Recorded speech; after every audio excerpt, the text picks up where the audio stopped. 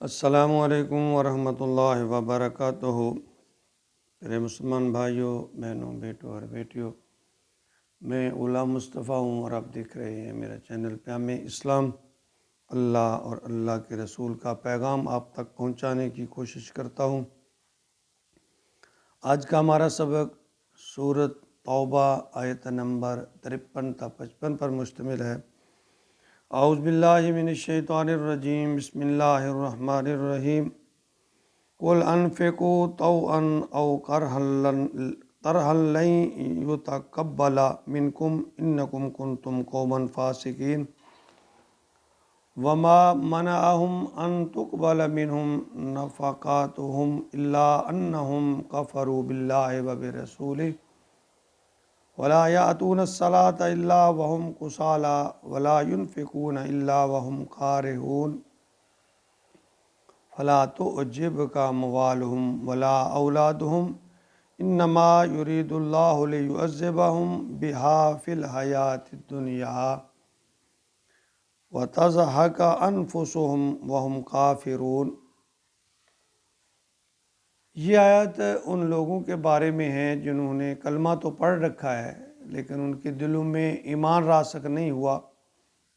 وہ نبی کریم صلی اللہ علیہ وسلم کو اور مسلمانوں کو بھی خوش رکھنا چاہتے ہیں اور سرداران کفر کو بھی ناراض نہیں کرنا چاہتے، یعنی اپنے مال اور جان کو نقصان کے ڈر سے کھل کر اسلام کی حمایت و نصرت نہیں کرتے اور کفار سے جہاد کرنے سے بھی کتراتے ہیں۔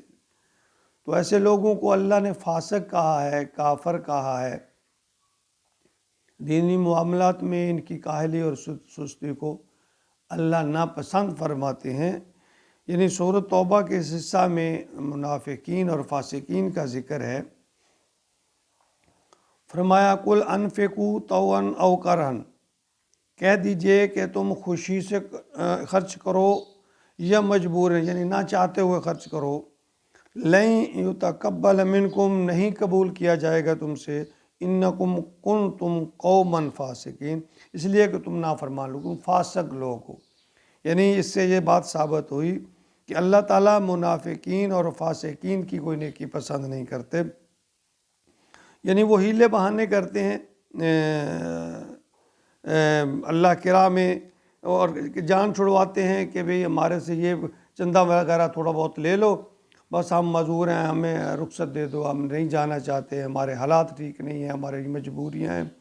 تو اس طرح کے حالات کر کے وہ جہاد پر نہیں جانا چاہتے۔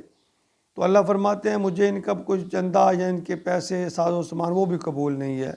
وما منعهم ان تقبل منهم، اور نہیں مانے کوئی چیز کہ ان سے ان کے یعنی کہ اس کے قبول کرنے میں، تقبل منهم نفقاتهم، ان کا نفقہ، ان کا مال، اللہ تعالیٰ کہتے ہیں اور کوئی چیز مجھے مانے نہیں ہے ان کے قبول کرنے میں، الا انہم کفروا، صرف اس لیے کہ کفروا باللہ وبرسولہ، وہ اللہ کے حکموں کا بھی انکار کرتے ہیں اور اللہ کے رسول کا بھی، یعنی اللہ کا انکار کرتے ہیں اور اللہ کے رسول کا انکار کرتے ہیں۔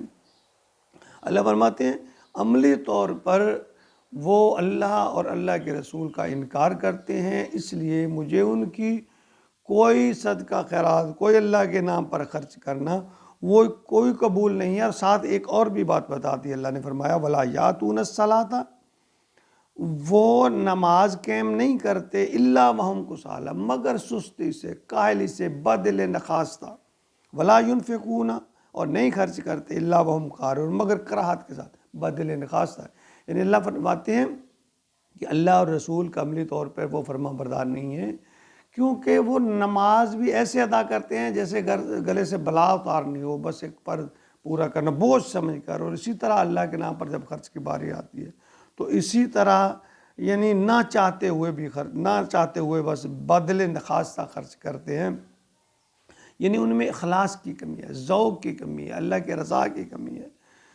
فلا تعجبک اموالہم ولا اولادہم، آگے اللہ فرماتے ہیں اے میرے محبوب تمہیں تعجب میں نہ ڈالے ان کی اموال اور اولاد، یعنی ان کی مال کی کثرت، مال و دولت جو ہے، یا ان کو میں نے جو نعمتیں دے رکھی ہیں تمہارے دل میں یہ وہم نہیں پیدا ہونا چاہیے کہ اب اللہ نے ان کو نعمتیں عطا کر رکھی ہیں تو یہ اللہ ان پر بہت راضی ہوگا. نہیں، اللہ فرماتے ہیں انما یرید اللہ لیعذبہم، اللہ تو چاہتا ہے کہ انہیں عذاب کرے بہا فی الحیات دنیا، اس دنیا میں، یعنی ان کو دنیا کے مال میں الجھا کے رکھ دے. یہیں اللہ تعالیٰ کہتے ہیں ان کا حساب برابر کر دے، وہ اسی میں الجھ کر رہ جائیں اور یہی ان کے لیے وبال بن جائے. وَتَزْهَقَ أَنفُسُهُمْ وَهُمْ کافرون، اور ان کی جانیں نکلیں گی اسی کفر پر. اللہ فرماتے ہیں اپنے نبی، چونکہ نبی اکرم صلی اللہ علیہ وسلم اور صحابہ کرام کی زندگی بڑی قسم پرسی کی زندگی تھی، بہت تنگی کی زندگی تھی. آج بھی ہم کہتے ہیں کہ کافر تو خوشحال ہے، ان کے پاس تو بڑی دولت ہے. تو یہ آج کے دور کے لیے بھی یہ بات ہے کہ اللہ فرماتے ہیں کہ میں نے ان کو دنیا عطا کر دی ہے تاکہ وہ دنیا میں الجھے رہیں، اور ان کا سارے کا سارا حصہ آخرت کے سامنے میں نے دے دیا، اور آخرت میں چاہتا ہوں اس میں الجھ کر وہ یعنی اور آزمائش. دیکھیں اللہ کسی کو دے کر آزماتا ہے اور کسی سے لے کر آزماتا ہے. یہ ذہن میں نہیں رکھنا چاہیے کہ کوئی بڑا امیر ہے، اس کے پاس بڑی دولت ہے، بڑا کچھ ہے تو اللہ اس سے راضی ہوگا. ایک آدمی اس کی روٹی روزی نہیں چل رہی، وہ روزانہ کا اس کا کھانے پینے کا انتظام نہیں ہو رہا، اللہ اس سے ناراض ہے. یہ بات نہیں ہے. اللہ کبھی دے کر آزماتا ہے اور کبھی لے کر آزماتا ہے. اللہ اپنے بندوں کو کبھی تنگی دے کر بھی آزماتا ہے اور کبھی باغیوں کو اور دے کر پھر آزماتا ہے. تو یہ بات ذہن میں رکھیے. اللہ راضی ہوتا ہے جب اس کی فرما برداری کی جائے، جب نبی اکرم صلی اللہ علیہ وسلم کی اطاعت کی جائے، اللہ کا حکم نبی پاک صلی اللہ علیہ وسلم کے طریقے کے مطابق قبول کیا جائے، عمل کیا جائے، چلا جائے، تب اللہ تعالیٰ راضی ہوتے ہیں. اللہ فرماتے ہیں کہ منافق جو ہے وہ اللہ کو دھوکہ نہیں دے سکتا، وہ رسول کو دھوکہ نہیں دے سکتا، وہ مسلمانوں کو دھوکہ نہیں دے سکتا. وہ اپنے آپ کو دھوکہ دے رہا ہے، کسی کو نہیں دھوکہ دے رہا. منافق کے سب اعمال، سب نیکیاں، اللہ تعالیٰ فرماتے ہیں چونکہ اس کا سارا مقصد مطلب دنیا بچانا ہے، دنیا کمانا ہے، دنیا میں آگے چلنا ہے، تو اللہ فرماتے ہیں ان کی جو ریاکاری ہے یا ان کی جو دنیا پرستی ہے، اللہ فرماتے ہیں ان کا انجام بہت برا ہوگا. اے میرے محبوب، آپ اس وجہ سے تعجب نہ کیجئے کہ ان کے پاس مال و دولت ہے، فراوانی ہے، تو اس لحاظ سے بھی وہ اللہ ان سے راضی ہوگا. نہیں، اللہ تعالیٰ فرماتے ہیں دنیا میں بھی ان کی رسوائی ہوگی اور آخرت، دنیا میں ان کو سکون نہیں ہوگا اور آخرت میں بھی ان کی رسوائی ہوگی، دائمی عذاب ہوگا. سورۃ طٰ آیت نمبر 131 میں فرماتے ہیں وَلَا تَمُدَّنَّ عَيْنَيْكَ إِلَىٰ مَا مَتَّعْنَا بِهِ أَزْوَاجًا مِّنْهُمْ زَهْرَةَ الْحَيَاةِ الدُّنْيَا لِنَفْتِنَهُمْ فِيهِ. کئی طرح کے لوگوں کو ہم دنیا کی زندگی میں آرائش دے کر، چیزوں یعنی زیادہ دے کر، بہرہ مند کر کے ہم ان کی آزمائش کرتے ہیں. اے نبی آپ ان پر نگاہ نہ کیجیے. اسی طرح سورۃ مومنون میں اللہ فرماتے ہیں اَيَحْسَبُونَ أَنَّمَا نُمِدُّهُم بِهِ مِن مَّالٍ وَبَنِينَ نُسَارِعُ لَهُمْ فِي الْخَيْرَاتِ بَل لَّا يَشْعُرُونَ.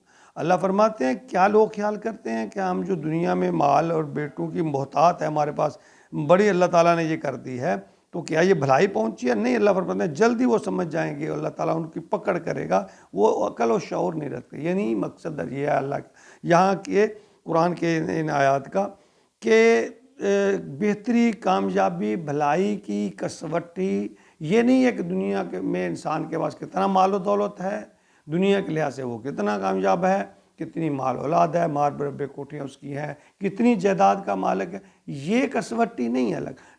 ناکامی کی یہ کسوٹی ہے کہ کسی آدمی کے پاس کھانے کی، پینے کے لیے، پہننے کے لیے، گزارا کرنے کے لیے کچھ بھی نہیں ہے تو ہم کہیں کہ اللہ سے ناراض ہے. نہیں، اللہ کا جو معیار ہے وہ اخلاص ہے، تقوی ہے، اللہ کی فرما برداری ہے اور اللہ کے رسول کے طریقے پر چلنا ہے.